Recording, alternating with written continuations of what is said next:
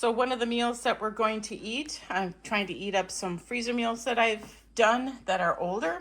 This isn't older, but we don't normally eat meatballs. We're gonna have spaghetti and meatballs, and I'm probably gonna have to get another can of sauce because I don't think that's gonna be enough. And green beans, and that's what we're gonna have for dinner tonight. I've got some French bread, and we'll see what we got for fruit. I'm thinking mandarin oranges. So yes, I did need another can of spaghetti sauce, so I went down and got that, and while I was down there I grabbed mandarin oranges, put them into the refrigerator so they can chill, and I brought up another box of spaghetti because then I just replenished this container. So now I'm going to get it all into the crock pots because it's a crock pot kind of day. Okay, I've got them all into the crock pot, the meatballs I mean, and the sauce, and I'm gonna get it on low and put it on low for about 4 hours, and then I'll check it.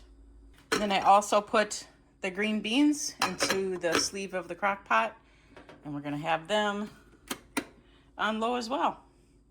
And we do recycle in this household, so everything got rinsed out. It's gonna be put into the recycling bins, and they're actually getting full, so my husband's gonna take them up and dispose of them at the recycling center. And for meal number 2, we had one of my homemade pizzas, bake at 425 for about 20 minutes, and it turned out really good.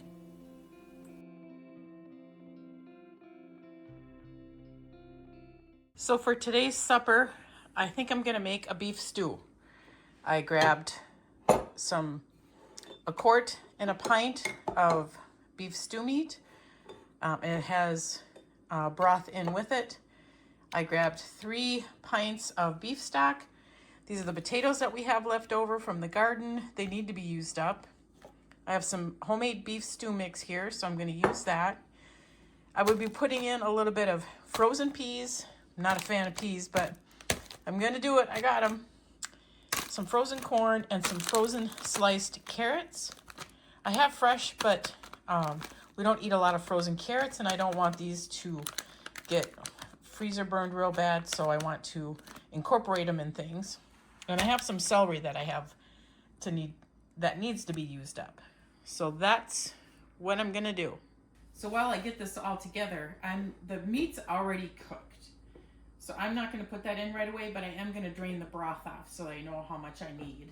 And I'll just put the beef in the refrigerator until it's, probably about an hour before we eat.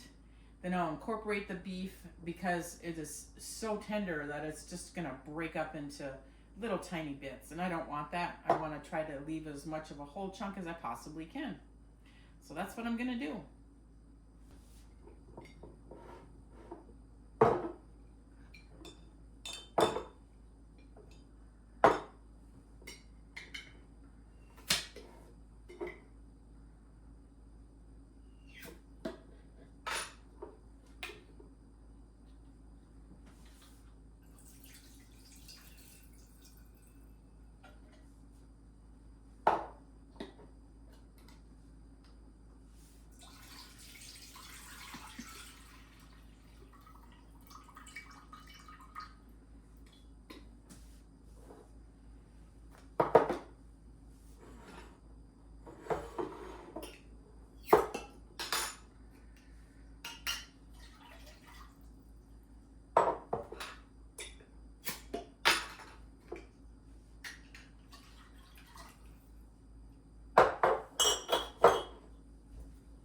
So I put in a little bit of peas, carrots, and corn. Probably too many peas in my eyes, but we're gonna go with it. I'm just now gonna chop up the celery, and I'll be peeling the carrots or the potatoes, and I'm gonna be putting them in just a little bit later because they're gonna cook up real quick. Okay, so I have that quart and the pint in here, and we just like a little bit more beef. So I went down and I got another pint of canned beef. And like I said, I'm just gonna pour off the juice, put the meat in there.